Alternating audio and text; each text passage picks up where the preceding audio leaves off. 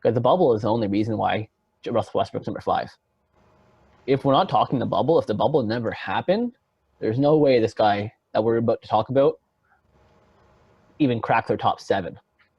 Let's be honest. If this bubble doesn't happen, Jamal Murray is not a number 4 point guard in this league. But the bubble happened. Jamal Murray showed up. That's all there is to it.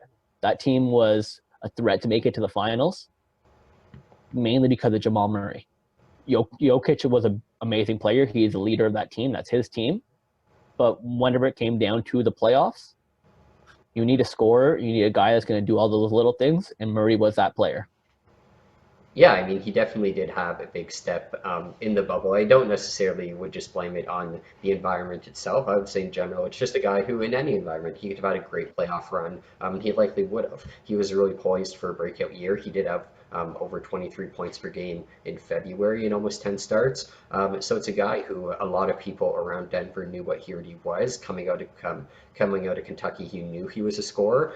Personally, I wasn't very big on him, which is ironic because we are Canadians, and he was one of the bigger Canadian prospects coming out of the draft. Ever since Wiggins. Yeah, and to me, I just didn't feel like he performed well at Kentucky. But recently, in the last, I would say, 2 years, he's really taken off as a top 10 point guard, and now specifically as a top 5 point guard with that playoff performance last year. If we just look at his overall stats, he's not top 10 really in anything through the regular season. But like you said, he was just so clutch down the stretch, going head to head with guys like Donovan Mitchell, who he also had in the top 3. He's got to show up during the regular season, though. Definitely. He definitely does. And I guess that's just us being confident that what we saw towards the end of last year for the last 2 months of the season plus the playoffs is Jamal Murray is going to be able to do that, especially alongside a guy. Yeah, definitely, especially alongside a guy like Jokic, and especially when they do have guys like Millsap who are obviously going to have less production. He's going to have guys like Michael Porter Jr. to pass to, Will Barton still on the team, Gary Harris always does what he does. So there's a lot of good players around him that obviously help make him so good. But yeah, in terms of just being a pure scorer, in terms of being a clutch guy, in terms of not being scared of the moment, in terms of likely going to be an all-star very soon, probably this year, Jamal Murray definitely one of the most likely candidates for all of those things. But another category is one of the most likely candidates in is the most likely to have the biggest drop on this list. If he doesn't put up a similar play to he showed us in the playoff that he can do, we're gonna know he can do it, but he's not gonna make the top 10. His regular season last year was not top 10. It was barely top 15 for point guards. Let's be honest. He does not play that well. He did not play that well in the regular season, and he's done it for 4 years now. So he's probably the most likely to drop out of our top 5. I think that his play in the bubble was amazing. He was the best player in the bubble. He was literally outstanding on that Denver team. But he has to keep putting up those kind of playoff numbers, because right now, if he does show up and puts up another 18 point per game year and he doesn't actually take a step during the regular season, sure, Denver doesn't really need him in the playoffs. But if he doesn't go over that 20 points per game, then I'm probably going to take him out of my top 10, to be honest, not just my top 5. But with that being said, I don't think he's going to do that. I think he's going to take a step. I think he showed the world that he has a step, and that wasn't his first playoffs. It's the year before last year, he also put up over 20 in the playoffs.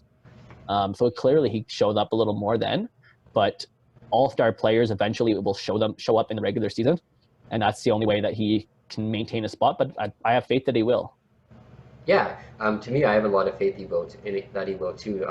I agree that of all of the top 5s we have, he's probably most likely to drop out because all of them are a bit more established. Even DeAndre Ayton, who is a rookie, we just know what Ayton's going to do. Even 5 to 10 more established. Yeah, but at the same time, he reminds me of a guy like Fred VanVleet, who they both have the ability to play in the big time moments. They both take a lot of shots. They both take a lot of big shots, and they make them. But aside from that, too, they're both two of the more efficient passers in the league. Obviously, VanVleet has a higher assist number, but in terms of assist ratio or turnover ratio, sorry, it's VanVleet and Murray who are 1-2.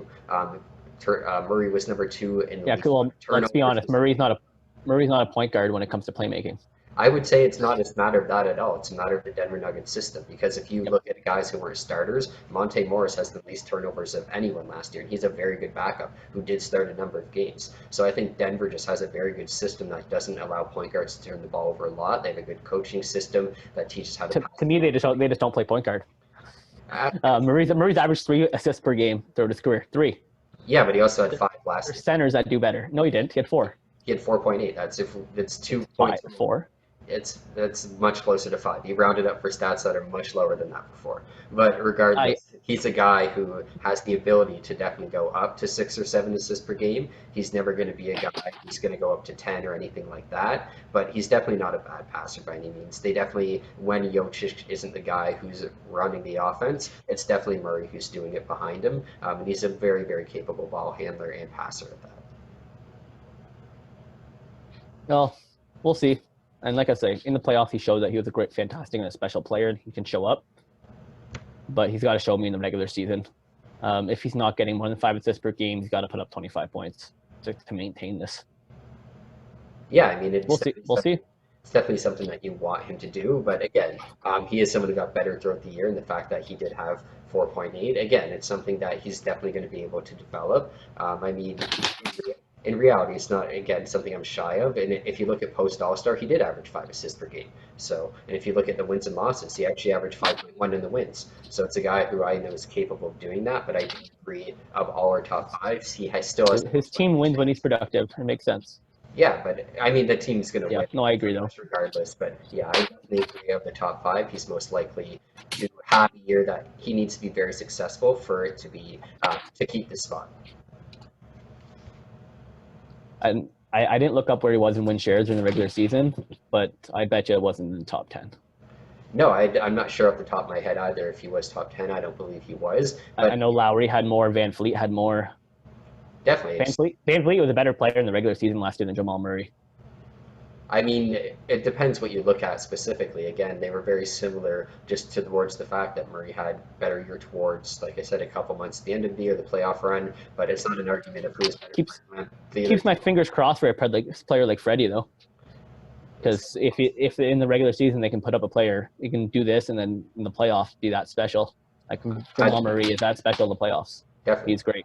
Either way, we're getting a bit off topic, so we'll move on. Yeah, I know. We'll keep going on. Sorry about that.